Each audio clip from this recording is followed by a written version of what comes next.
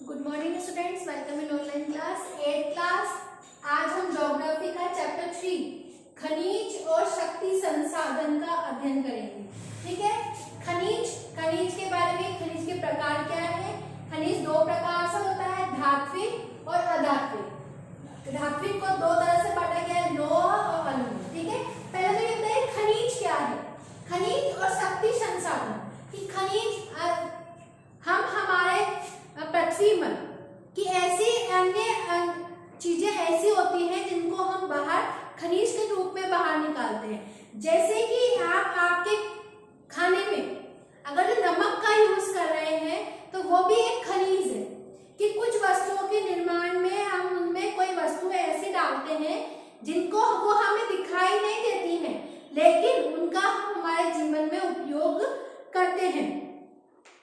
जैसे कि चट्टानों से कई पदार्थ हम लोगों को पृथ्वी के अंदर, अगर हम पृथ्वी को देखें तो हमें कोई लोहा, सोना, चांदी नजर आ रहा है क्या? नहीं, लेकिन हमारी पृथ्वी के अंदर कुछ वस्तुएं ऐसी होती हैं जो हमारे जीवन के लिए उपयोगी होती हैं और उनको बाहर निकालना जाता है। तो ये जो पृथ्वी के अंदर जो पदार्थ मिले होते हैं इन्हें खनिज कहते हैं और ये खनिज हमारी पृथ्वी के चट्टानों के रूप में हमारी पृथ्वी के अंदर पाए जाते हैं और ये सभी जगहों पर फैले होते हैं। ठीक है, कि प्राकृतिक रूप से प्राप्त होने वाले पदार्थ जिसका निश्चित रासायनिक संगठन हो, कि हमारी पृथ्वी के अंदर कुछ ऐसे पदार्थ होते हैं जिनमें रासायनिक संगठन होने के साथ वो एक खनिज का निर्माण करते हैं। खनिज सभी स्थानों पर समान रूप से वितरित नहीं होते कि हमारी पृथ्वी पर क्या सभी जगह पे कोयला है, सभी जगह पे सोना, चांदी, पेट्रोल, ये सभी जगह पे है? नहीं, हमारे पृथ्वी पर इनका वितरण असमान है। कहीं पर ये कहीं कोयले के खाने तो कहीं ये डायमंड की खाने। वे किसी विशेष क्षेत्र में या शेल समूहों में संगठित होते हैं। कुछ खनिज ऐसे क्षेत्रों में पाए जाते हैं जो आसानी से मिल जाते हैं या उनके पास में आसानी से जा सकते हैं, या फिर कुछ क्षेत्र ऐसे होते हैं जैसे कि आर्कटिक महासागर या अंटार्कटिक महासागर। खनिज विभिन्न प्रकार के भूवैज्ञानिक परिवेशों से अलग अलग दशाओं से निर्मित होते हैं कि जैसे हमारे यहाँ पे क्षेत्र समान नहीं है तो उसी तरह से हमारे यहाँ की भौगोलिक स्थिति भी समान नहीं है। कहीं पे बहुत अधिक गर्मी है तो कहीं बहुत अधिक ठंड है, कहीं पे शुष्क मौसम पाया जाता है, कहीं पे बहुत अधिक बारिश होती है। तो हमारे वातावरण में जब भौगोलिक असमानता है तो उसी के समान हमारे यहाँ पर खनिजों का वितरण भी समान नहीं है।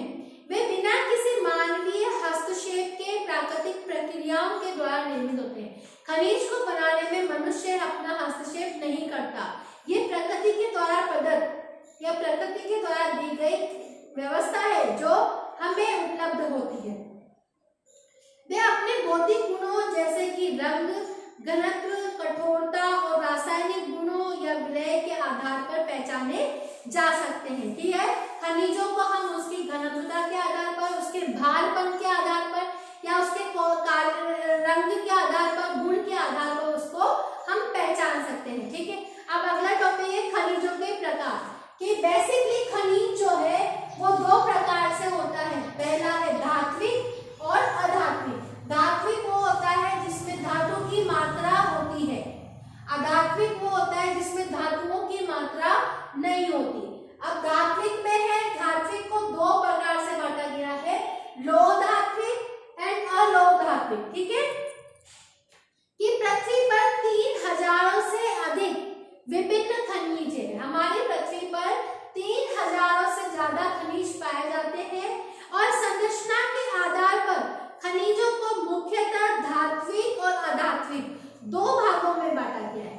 कि अगर हम उसकी संरचना के अकॉर्डिंग उसको देखें तो हम खनिज को सिर्फ दो भागों में बांट सकते हैं। ऐसे तो हमारी पृथ्वी पर 3000 से भी ज्यादा खनिज पाए जाते हैं, किंतु अगर हम उसकी संरचना, उसके रूप के आधार पर उसको देखें तो हम उसको दो भागों में बांट सकते हैं। पहला है धात्विक और दूसरा है अधात्विक। धात्विक खनिजों में धातु कच्चे रूप में होता है कि जो धात्विक खनिज होते हैं उसमें धातु की जो मिलावट होती है वो हमें कच्चे रूप में होती है। धातुएं कठोर पदार्थ है जो ऊष्मा और विद्युत से सुचालित करती है,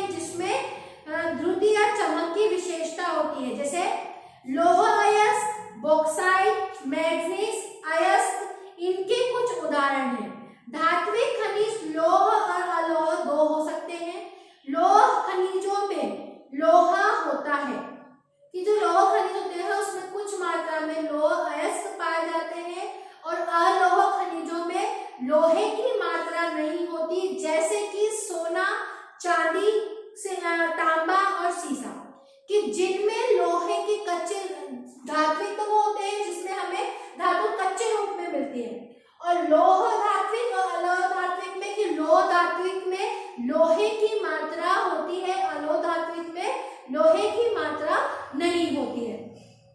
फिर आता है अधात्विक खनिज, कि अधात्विक खनिजों में धातुएं नहीं होती, जैसे कि चूना पत्थर, अभ्रक और जिप्सम।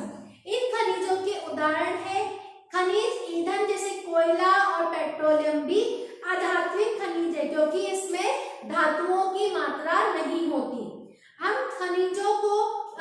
खनिजों के निष्कर्षण के लिए, इट मीन्स खनिजों को निकालने के लिए हम 3 प्रक्रिया का यूज करते हैं, खनन करके, फिर है प्रवर्धन करके, या फिर आखनन करके। खनन मतलब होता है कि पृथ्वी की सतह के अंदर दबी हुई शैलों को बाहर की तरफ निकालने की जो प्रक्रिया होती है उसको खनन कहते हैं। खनन मतलब माइनिंग करना, जैसे कि खदानों को खोदना, तो उसमें हम पत्थरों के रूप में या फिर चट्टानों के रूप में, शैलों के रूप में हम उसको बाहर निकालते हैं। और जो खनिज वो कम गहराई में ही है, ये क्या होते हैं, ये कम गहराई में होते हैं, ये हमारी सतह के ऊपरी परत पे ही होते हैं। वे पृष्ठीय स्तर को हटाकर निकाले जाते हैं और इसे विवृत खनन भी कहते हैं। गहन वेदन जिसे कूपक कहते हैं, गहन वेदन मतलब बहुत गहराई में जाकर खोदकर बाहर निकालना, उसे कूपकी या कूपक खनन भी कहा जाता है। पेट्रोलियम और नेचुरल गैसेस, प्राकृतिक गैस धरातल के नीचे बहुत नीचे पाए जाते हैं और इन्हें बाहर निकालने के लिए गहन कूपों की आवश्यकता होती है, जिसे प्रवर्धन कहते हैं। और सतह के निकट खनिजों की जिस प्रक्रिया द्वारा आसानी से हम उसे खोदकर बाहर निकालते हैं उसे आखनन भी कहा जाता है। ठीक है, यहाँ तक आपको समझ में आ गया। अब इसके आगे वाली क्लास में हम खनिजों का वितरण, खनिजों का भंडार संरक्षण, इन सब के बारे में अध्ययन करेंगे। ठीक है, thank you, have a nice day.